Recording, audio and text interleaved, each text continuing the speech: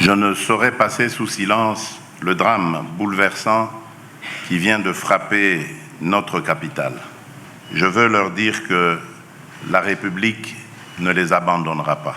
Aussitôt dit, aussitôt fait, le premier citoyen a troqué son costume cravate pour une tenue de terrain afin de témoigner de sa compassion paternelle aux compatriotes victimes des inondations. Ici, au stade Tata Raphaël, ce sont des familles entières qui font partie de nombreux sinistrés victimes du débordement de la rivière Ndjili qui s'est déchaînée en détruisant tout sur son passage. Le couple présidentiel s'est rendu compte du désastre de ces familles aujourd'hui sans logis. Ils viennent pour la plupart des quartiers des bonhommes, Limete Salongo, Ndanou, Massina Valley et certains quartiers de la commune de l'Insélé sous les eaux. Les autorités provinciales avancent un bilan provisoire de 35 morts, des blessés et de nombreux sans-abri. C'est ici, sur le gymnase du stade de Tata Raphaël, que certains sinistrés ont été installés. Le récit est simplement funeste.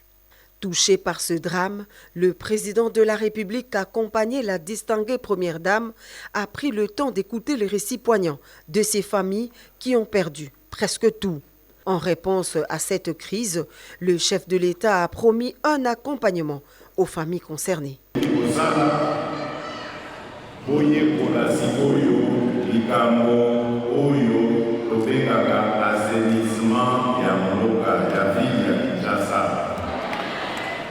Boye bakate salite babwakaka yango bisika nyonso te. Bisika nyonso ezali ya kotonga te awa na Kinshasa. Napesi bino merci pe courage. Nalobi na bino tokotika bino te, tokozala na bino okobanda wa.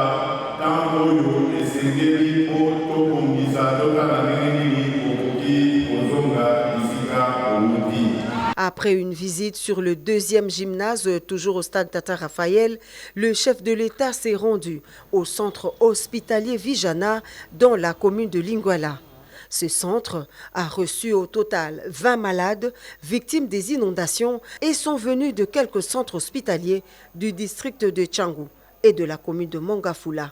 Ce sont des rescapés de la furie des eaux qui ont perdu beaucoup de leurs membres de famille.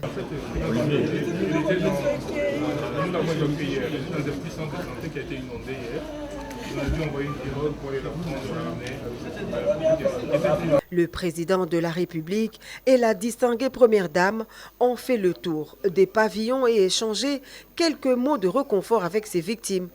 Une visite de soutien aux blessés et malades déplacés de leur centre hospitalier inondé par les eaux de pluie.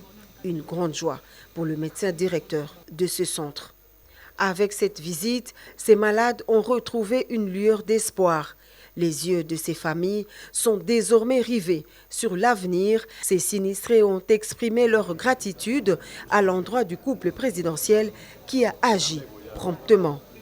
Leur peine est tant soit peu soulagée, même si la météo annonce d'autres grandes pluies sur Kinshasa en cette période.